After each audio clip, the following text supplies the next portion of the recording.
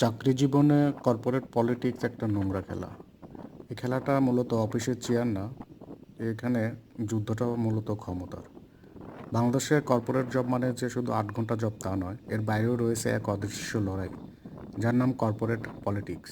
আপনি যতই পরিশ্রমী হন, আপনি যদি এই অদৃশ্য খেলাটা না বোঝেন, তাহলে হয়তো একদিন আপনাকে আপনার ডেস্ক হারাতে হবে।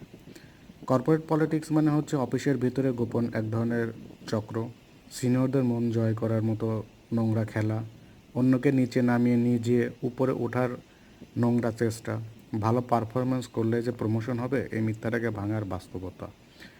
কাজ করে আপনি ঘামছেন, অথচ প্রেজেন্টেশন করেছে বসের প্রিয়জন। আপনার আইডিয়াতেই মিটিং চলছে, অথচ ক্রেডিট পেয়ে যাচ্ছেন অন্য কেউ।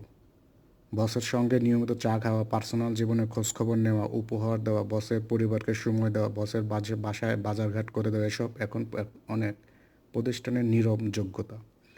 এর ফলে প্রভাব, মেধা হেরে যাচ্ছে সম্পর্কের কাছে। ট্যালেন্টেড কর্মীরা হতাশ হয়ে চাকরি ছাড়ছেন। এক অফিস থেকে